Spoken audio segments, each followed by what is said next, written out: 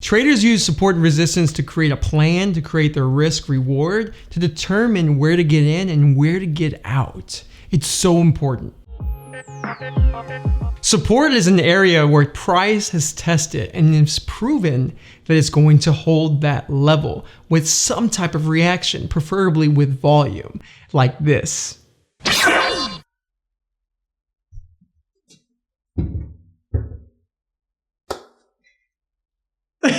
When you see a stock come down from a price and hit this level, let's call this support, this little red line right here, right?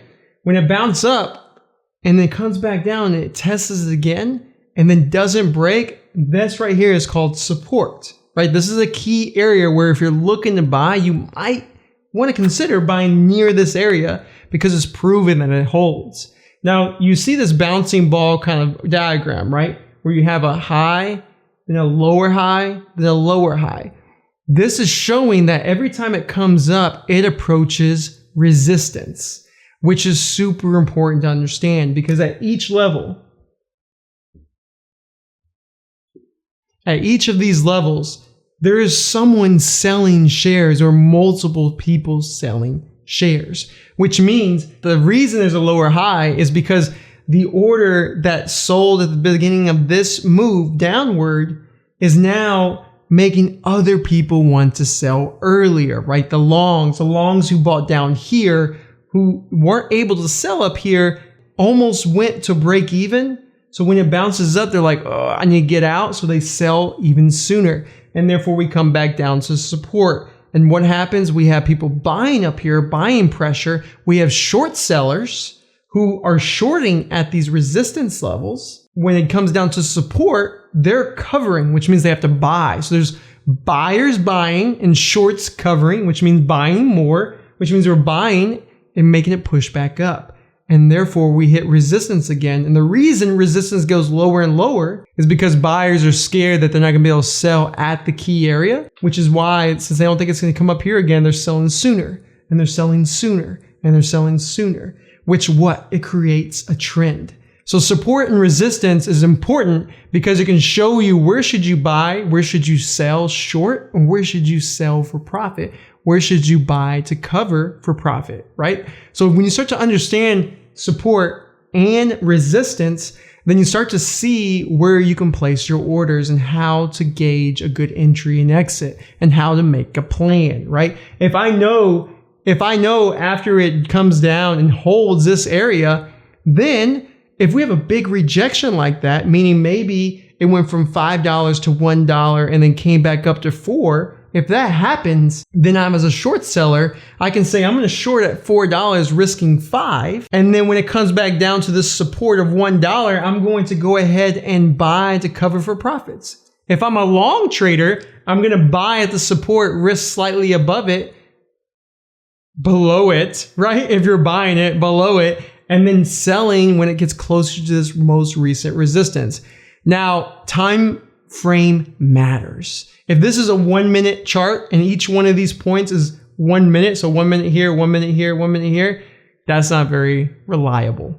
But if it is 5 minute chart where each point is 5 minutes, it's a little bit more reliable. If it's 10 minutes, it's even more. You get the idea? The longer something holds, the stronger it is. Now, something to think about though is trends. Now, I know this is a little bonus for you, but when you see these forming, it creates what? A trend. We have a support line and we have a resistance, right? So when that happens, you see this. Don't you love that ugly ass line? So we have this support and resistance that creates a trend. We have a little wedge forming. And you've probably seen this before in all types of charts or Google just chart patterns. You'll see a wedge.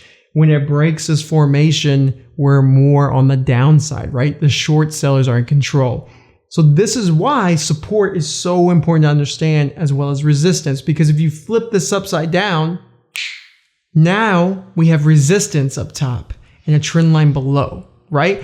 So we have a flat top instead of a flat bottom earlier, a flat top, which means resistance. Every time price gets to this area, it rejects, right? It shows that there's a big order there, or there's a lot of sellers, in other words, right? Whether there's a big order just sitting there waiting to sell, Maybe there's just a lot of buyers who bought down here who think it's not going to go up higher. All of that combined creates resistance. And then when we come down lower, we have more buyers down here, which means higher lows. And then we create a wedge onto the upside. I'm hoping this is making more sense for you guys, because now you have a resistance level and you can still gauge a plan if you're playing in this channel. And that's up to you. Now, how I would trade this personally is I'm gonna be buying at this area down here. Because if I can buy near here and it's at a key support area and we have a trend line coming up, then I have more confluence, more things aligning up. So that way I can have my risk slightly below here and have profit above this area, but at least I can take some profits at this resistance, because you want to take some off because you don't know if it's going to break, but when it does break, it's going to freaking go. If and only if a lot of people feel the same way, right? Anything can happen. We all know that. One bonus tip is volume, right? Volume is important because if you have big volume at these areas, it's showing you that there's a lot of people interested in buying at these areas, higher lows. And that's a great sign. If you have smaller volumes selling at these areas, that's a great sign that the sellers are getting smaller. Smaller. And smaller, right? If we have a ton of sellers here, big rejection. But a big volume with tons of buyers here, big bounce. But then tons of sellers, but not as much as this time. Smaller rejection. Big buyers still, big comeback. And then not as much this time, not as much this time sellers. And then this time we finally break and go to the upside. That is how support and resistance, how you need to look at it, how you need to be thinking is, why is there resistance here? Because there's sellers there. But you got to think about the amount of sellers who are there are less every time we test. The amount of buyers are here are less too. But if you have volume to help you with that, and this volume keeps getting bigger, but this volume is less, that means there's less sellers, but there's bigger buyers and more. I know this is trying to oversimplify something that's not easy to learn right away. So you need to rewatch this and go back and rewatch it and understand what I'm trying to tell you. I'm not trying to tell you every time you see this, buy it. I'm trying to say, get the big picture involved too. Remember, I'm always about the big picture. And as everything lines up, you can use support and resistance to help develop a plan. Where should you get in? Where should you get out? And what you should do and where you should take profits.